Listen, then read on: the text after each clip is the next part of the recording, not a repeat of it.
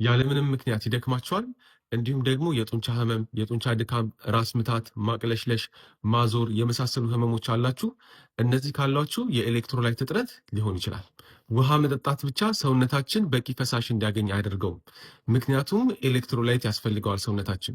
ኤሌክትሮላይት ማለት ሰውነታችን በአግባቡ ስራውን እንዲያከናውን፣ በተለይ ደግሞ ነርቫችንና ጡንቻዎቻችን ስራቸውን በአግባቡ እንዲሰሩ ያግዛል። በተለይ ደግሞ ፖታዥየምና ሶዲየም የተባሉ ንጥረ ነገሮች።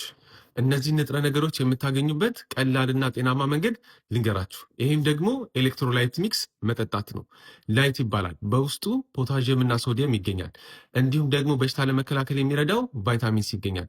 በተጨማሪም ደግሞ በውስጡ ቫይታሚን ቢ ኮምፕሌክስ አለው። አጠቃቀሙም ደግሞ በግማሽ ሊትር ውሃ ውስጥ አንድ ላይት ሚክስ ጨምራችሁ በደንብ ከተዋህደ በኋላ እሱን መጠጣት ለሁሉም እድሜ ክልል ይሆናል። እንዲሁም ደግሞ ለስላሳ መጠጦችን አዘውትሮ ከመጠጣት ይሄኛው የተሻለ አማራጭና ጤናማ የሆነ አማራጭ ነው።